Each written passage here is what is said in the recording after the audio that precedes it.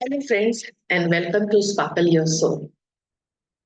Today, we are going to discuss on a very important topic, that is types of grief.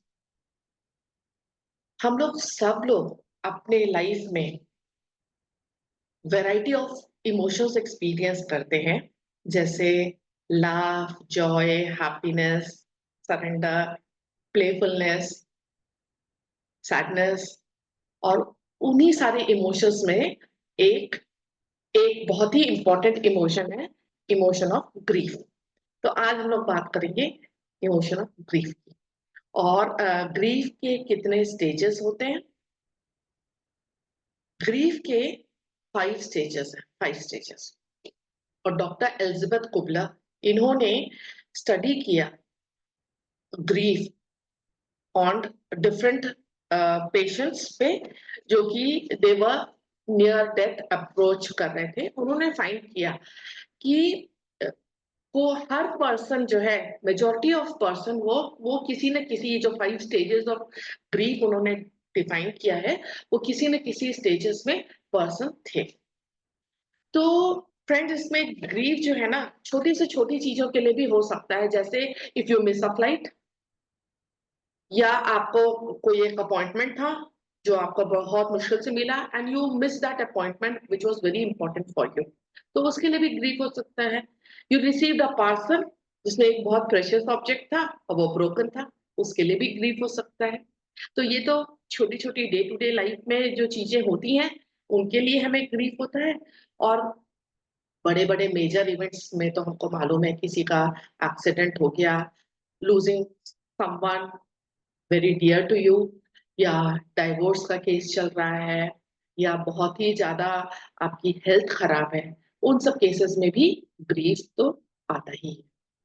तो let's discuss जो 5 stages of grief doctor Elizabeth Kübler ने बताया है हम लोग को। जो फर्स्ट स्टेज है ग्रीफ का, वो है डिनायल स्टेज। डिनायल स्टेज, या हम उसको उसका उन्होंने ब्रैकेट में बोला आइसोलेशन स्टेट भी होता है। डिनायल मतलब, जैसे I give you with my example, मेरा लेफ्ट नी में प्रॉब्लम था, ठीक है। तो मुझे लेफ्ट नी में प्रॉब्लम था, तो मुझे वॉक करने में दिक्कत हो रही थी, जमीन पे बैठने में भी दिक्कत हो रही थी। तो I was in a denial mode. मैं मुझे जो काम मैं पहले करती थी, जैसे पूजा में बैठ के करती थी, तो आई वॉज नॉट एक्सेप्टिंग कि मेरी लेफ्ट नी में प्रॉब्लम है, मुझे बैठने में दिक्कत है, मैं तो भी जमीन पे ही बैठ के पूजा करती। तो मैं वो डिनाई कर रही थी, मैं अपने पेन को, जो लेफ्ट नी में था, मैं उसको डिनाई कर रही थी।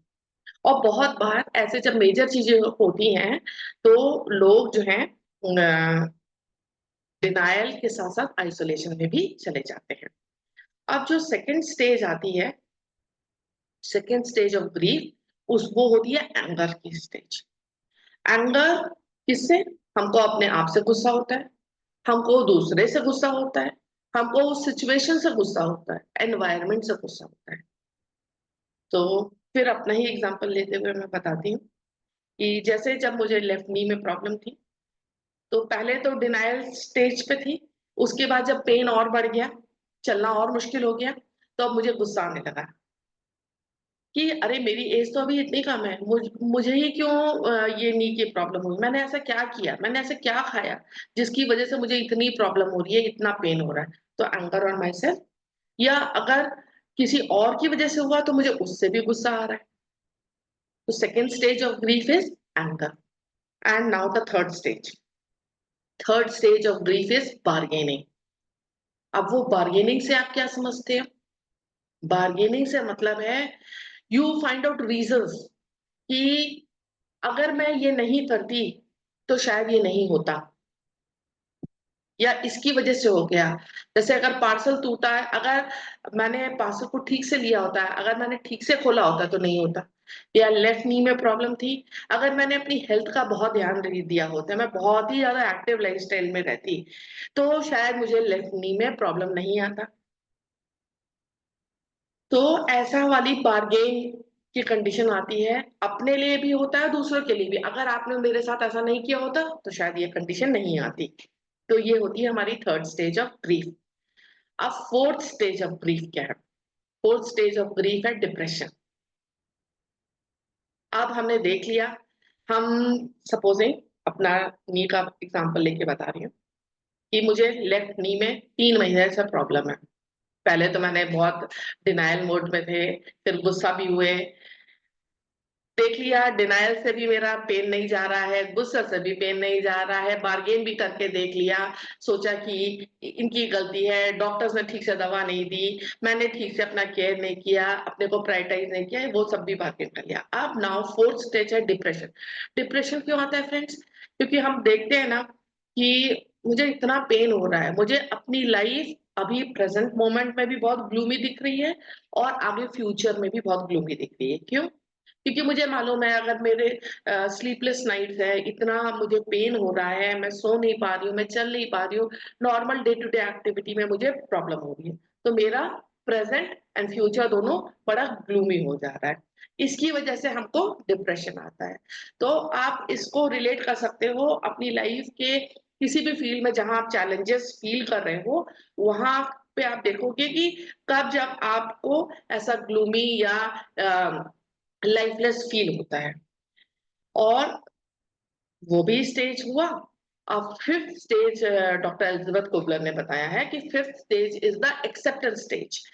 तो जब हम एक्सेप्ट कर लेते हैं, जैसे मैंने मान लिया कि मेरे लेफ्ट नी में प्रॉब्लम है और उस लेफ्ट नी के प्रॉब्लम की वजह से मुझे चलने में दिक्कत हो रही है, ये कंडीशंस हैं, मुझे इन इन चीजों का ध्यान रखना पड़ेगा, मुझे मेडिसिन प्रॉपरली खानी है, मुझे एक्सरसाइज करनी है, मुझे नीचे नहीं बैठना है, मुझे सारे वो प्रिकॉशंस लेने हैं जो डॉक्टर्स ने एडवाइस की है। तो जब हम अपनी लाइफ में अपनी जो भी सिचुएशन, जो भी चैलेंजेस आते हैं, उसको एज इट इज एक्सेप्ट कर लेते हैं, then that emotion of grief disappears. So this is the 5 stages of grief which many of the patients had experienced during the last stages before dying. कोई denial mode में है, denial और isolation mode में है, कोई anger mode में है कि मैंने अपने यंग एज में ये काम कर लिया होता, ऐसे कर लिया होता तो शायद मेरी कंडीशन आज ऐसी नहीं होती जैसी है। कोई बार्गेन मोड में है कि मेरी वजह से ही ऐसा हुआ, ब्लेमिंग कंप्लेनिंग वाला मूड जो रहता है। कोई डिप्रेस्ड है कि अब तो ओल्ड एज आ गई, अब तो आगे कुछ नहीं है, कुछ आगे आगे होप नहीं है। और कुछ और जब फाइनल स्टेज आती है ग्रीफिंग की, वो होती है एक्सेप्टेंस। और फ्रेंड्स, किसी भी इमोशंस को जब अगर आप एक्सेप्ट कर लेते हो as it is, so then that emotion of grief disappears. So these were the 5 stages of grief. और उन्होंने डॉक्टर एलिजाबेथ कुबलर ने ये भी बोला है कि जरूरी नहीं है कि ये इसी सीक्वेंस में हो, कि पहले डिनायल हो, फिर एंगर हो, then bargain, then depression and then acceptance. वो कुछ किसी भी ऑर्डर में हो सकता है। सपोजिंग फॉर एग्जाम्पल अगर किसी के घर में डेथ हुआ, डेथ से ग्रीफ आया, ग्रीफ से हमको बिल्कुल से शॉक लगा, समझ में नहीं आया, हम डिप्रेशन में आ गए। तो वहां से डिप्रेशन से भी स्टार्ट हो सकता है, मगर ये पांचों साइकिल जाती है till you accept the situation as it is. और जैसे ही acceptance lead to freedom and वो इमोशन आपका डिसअपियर हो जाता है।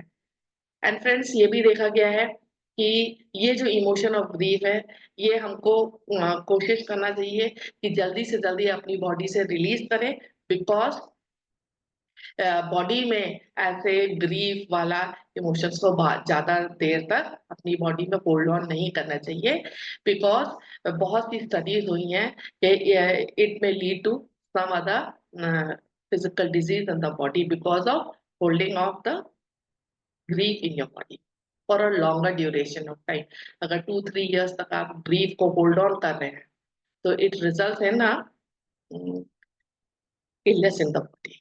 Thank you, friends.